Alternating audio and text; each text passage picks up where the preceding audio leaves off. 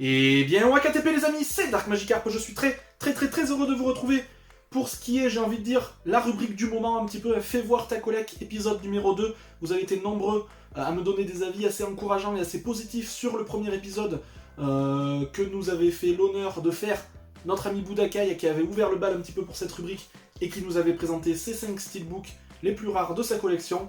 Cette fois-ci, pour l'épisode 2, on change totalement de thématique, puisque je vous ai dit qu'on changerait à chaque fois de thématique, bien qu'on restera bien évidemment dans l'univers étendu de la pop culture. Il s'agit cette fois-ci de notre ami Hayato the Sky Gamer, qui me fait l'honneur de nous présenter les 5 objets les plus exotiques et geeks, bien sûr, de sa collection. Donc les 5 objets, alors c'est un spécialiste des bizarreries, des objets vintage, des choses un petit peu des antiquités, des choses qu'on ne voit pas partout. Donc j'espère qu'il va nous concocter quelque chose d'assez exceptionnel, mais je ne doute pas de lui. Donc je lui laisse la place, bien évidemment. Ça peut être du jeu vidéo, ça peut être du cinéma, ça peut être de l'animation japonaise, etc. Donc on va voir ce qu'il nous concocte juste après ce générique. Top au générique et top à la vachette.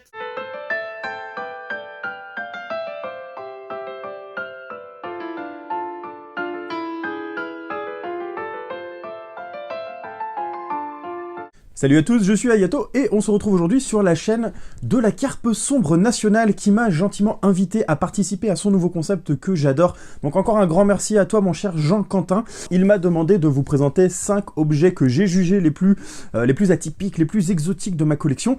Et de l'exotisme vous allez en avoir parce qu'on va voyager partout autour du monde. Donc c'est parti, top au taureau. Et je commence tout de suite par une pièce importée des États-Unis qui me tient énormément à cœur puisque ça fait partie d'une de mes collections à thème. Je collectionne pas mal de choses, principalement du jeu vidéo, mais pas que. Et je voulais m'arrêter sur cette très belle figurine, ça reste un goodies, très belle figurine de Steamboat Willie, voilà, à l'effigie de Steamboat Willie. Et donc, elle fait, je dirais, une 15-18 cm. Ici, on a donc Mickey et Minnie en chanson, avec le fameux bateau à vapeur qui vogue sur l'eau, et avec la mention Steamboat Willie. Ça avait été édité pour l'anniversaire, je crois que c'était les 90 ans de Mickey.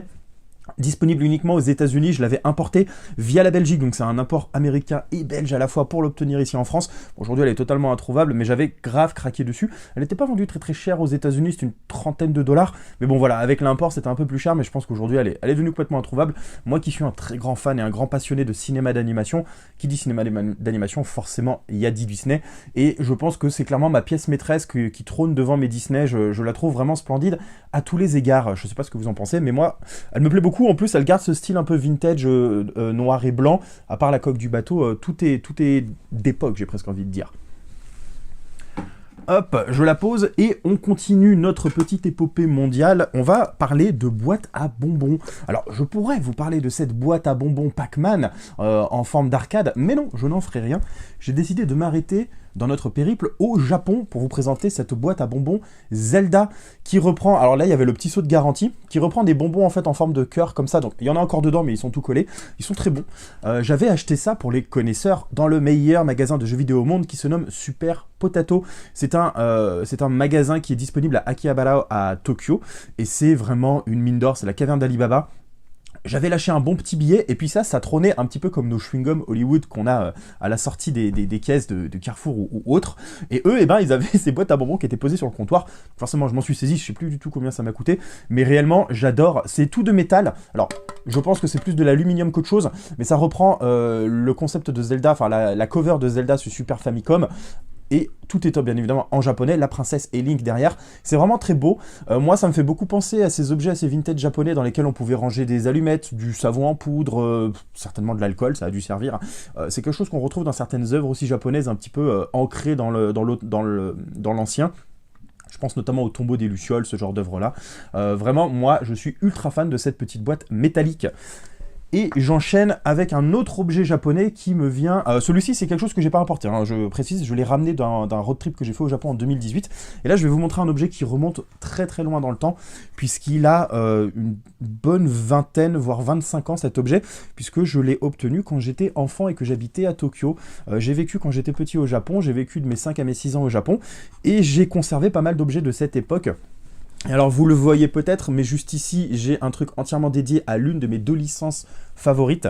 Il s'agit de Pokémon, et je tiens à m'arrêter sur ce yo-yo qui avait été offert par McDonald's, un magnifique objet, donc à l'effigie de Togepi, qui était là pour mettre en avant, dans ce sens c'est mieux, la sortie de la 2e génération de Pokémon. Donc là on a les starters Togepi Pikachu, et le yo-yo, c'était pas un yo-yo de merde en plus que nous avait fait McDo, c'était un yo-yo... vous savez, ce genre de... Moi, je suis un enfant des années 90, hein, ça parlera sûrement à beaucoup de monde, mais les yo-yo étaient vachement high-tech à l'époque. C'était notre hand spinner de l'époque, donc il y avait un petit mécanisme à billes qui permettait de maintenir le yo-yo en bas pour qu'il tourne sur lui-même, et en plus de ça, il faisait de la lumière. Alors, il ne fait plus de lumière, le mécanisme marche toujours, mais le yo-yo ne reste plus coincé en bas. C'est marrant parce que je l'ai réessayé l'autre jour, et en fait, je me suis rendu compte du trou du doigt d'un enfant de 5 ans, versus le doigt d'un enfant de 29 ans, c'est plus du tout la même, ça ne rentre plus. Mais en tout cas, le yo-yo, le yo-yo reste fonctionnel, donc je suis très content. C'est quelque chose que j'ai gardé de mon enfance. Il y a beaucoup d'objets que j'ai gardés de mon enfance, de quand j'étais là-bas, notamment des objets en rapport avec Pokémon. C'est celui-ci que j'ai choisi parce que je le trouvais le plus sympa, le plus atypique. C'est du jouet McDo, vraiment comme on en fait plus.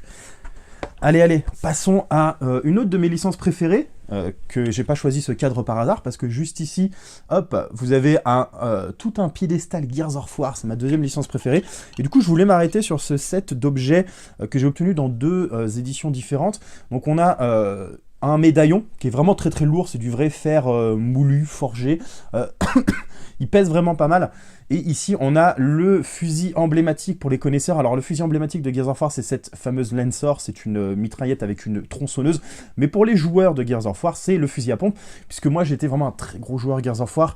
C'est peut-être un des jeux sur lesquels j'ai passé le plus de temps. J'ai fait de la compétition sur Gears 3. Enfin, vraiment, j'ai tryhard le jeu à fond. L'un de mes plus gros accomplissements, c'est un succès sur Gears 3 qui m'a pris 1 an et demi legit à obtenir. Donc vraiment, gros fan. Et en ligne, il faut parfaitement maîtriser la mécanique de coverage et le fusil à pompe. Si vous ne maîtrisez pas le fusil à pompe, c'est absolument impossible d'exister en multijoueur. Et donc, j'ai obtenu ça dans une boîte qui s'appelle la Huge Crate Box et qui était un import américain. Donc c'est tout du plastoc, hein. C'est pas de la grande qualité. Mais je trouve que le fusil est plutôt bien représentatif. Et en fait, il vient avec... il vient pas avec, c'est moi qui ai décidé de mettre aussi la 2e emblème. Donc c'est le logo de la CGU, la Coalition des Gouvernements Unis.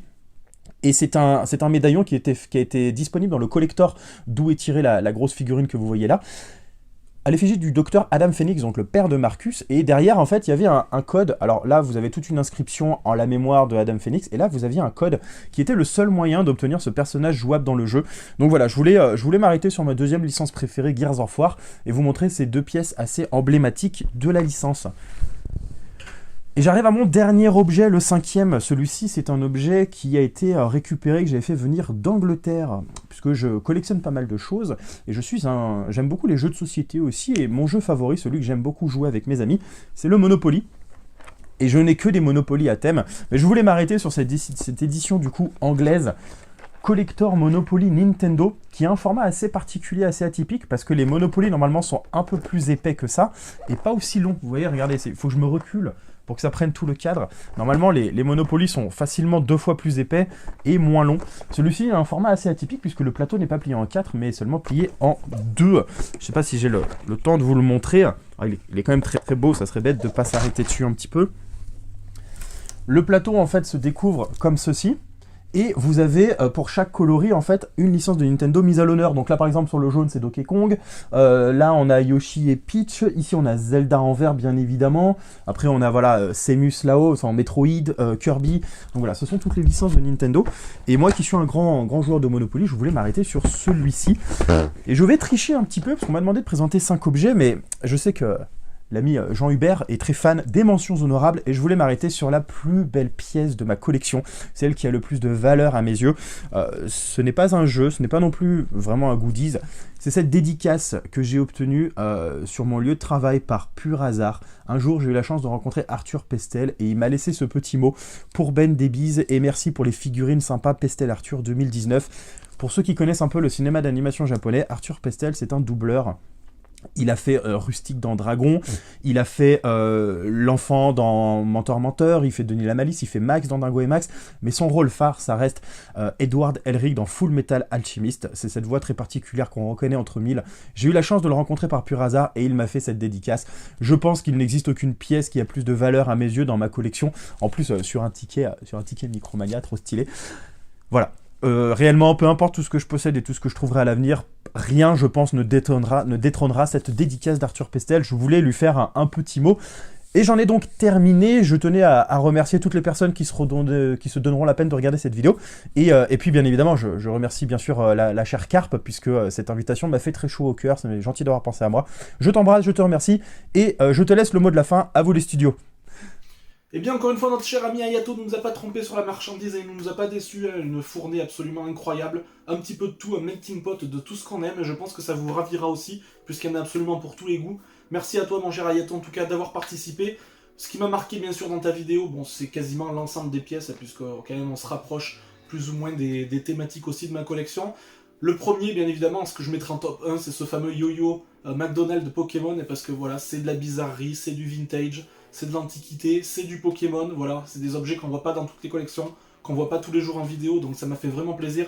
Je savais même pas qu'il existait celui-ci et il est magnifique, en plus il faisait figure de proue un petit peu pour annoncer la seconde génération qui est de très loin ma génération favorite de Pokémon, la génération Johto, Or, Argent, Cristal. Donc très content au niveau de cet objet-là. Et si je devais en choisir un deuxième, je partirais sur la boîte Zelda qui est absolument magnifique, qui reprend vraiment les artworks, le graphisme et le design, on va dire, des Zelda, Super Nintendo, etc., Link to the Past, voilà. Le Zelda, le Link plutôt, que j'aime le plus. Et cette petite boîte, voilà, dans une collection Zelda à thématique Zelda, ça vaut vraiment 100 pesant de cacahuètes. C'était vraiment magnifique. Donc encore une fois, un grand merci à toi mon cher Ayato. N'hésitez pas les amis, bien évidemment, je pense que cette vidéo vous aura donné envie d'aller voir sa chaîne si vous ne la connaissez pas encore.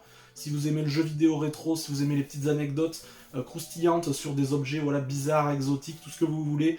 Si vous aimez aussi l'animation japonaise, l'animation américaine, voilà, c'est un petit peu un touche-à-tout aussi, c'est ça qui est bien. On s'ennuie pas lors de ces vidéos, puisque voilà, moi j'ai tendance un petit peu, voilà, c'est un petit peu mon défaut à présenter les objets sans forcément donner des anecdotes dessus. Et lui, vous verrez qu'il est vraiment friand là-dessus, il a des grosses connaissances. Donc n'hésitez pas à aller voir son contenu, et si ça vous plaît, bien évidemment, vous abonner à sa chaîne comme d'habitude. Merci à toi encore une fois, c'était vraiment génial. J'espère que ça vous aura plu les amis, dites-moi dans les commentaires surtout quels objets vous ont le plus plu dans cette vidéo, hein, s'il vous tarde d'avoir un troisième épisode qui est déjà dans les fagots, et donc ça arrivera assez vite avec un ami que vous connaissez tous aussi. Le petit pouce bleu ou le petit pouce rouge, encore une fois, vous êtes les seuls décideurs de la chaîne et ça ne changera pas dans le futur et en 2021. Plus que jamais, d'ici la prochaine vidéo, sortez couverts, portez-vous bien, et puis salut, salut!